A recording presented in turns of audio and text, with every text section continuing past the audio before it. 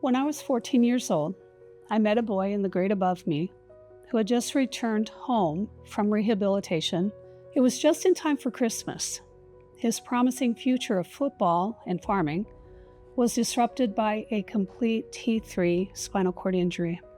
His locker was around the corner from mine, and over the next few months, we became better acquainted and found ourselves paired up at a high school sweetheart dance. I was impressed by his ability to spin around in his wheelchair while sustaining a wheelie, and I was even more impressed when he kept his balance as I was sitting side saddle across his lap.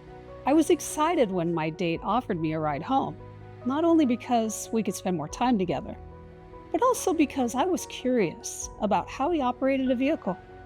I observed for the first time how to go about loading and unloading a wheelchair, and how to drive with hand controls. I was struck by how well this boy had adapted to a new way of moving and living in just a few months. As he told me about his rehab therapists and how they prepared him for life in a wheelchair, I was hooked on the idea of becoming a physical therapist in a rehab setting. I was also hooked on him and quickly introduced to his family at their farmhouse, which was adapted to accommodate his needs. I could see that his parents and 3 siblings also had a matter-of-fact acceptance of his condition as he went about the process of getting back to living.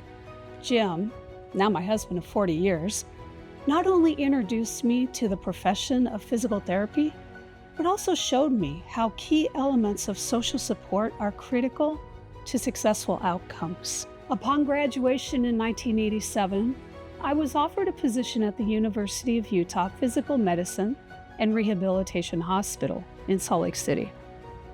A few years later, I was fortunate to have the opportunity to certify in neurodevelopmental treatment, which improved my handling of patients with neurological impairments.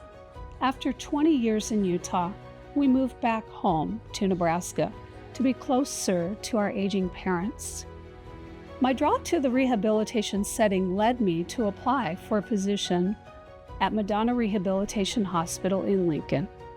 Nearly 5 years ago, I transitioned to Madonna's outpatient intensive rehab day program, where the interdisciplinary team of physical therapists and assistants, occupational therapists and their assistants, a recreation therapist, a neuropsychologist, a social worker, a nurse program manager, and physicians all work collaboratively to sort out the medical, social, psychological, financial, and equipment needs of patients whose medical complexity makes difficult the transition to their homes and communities.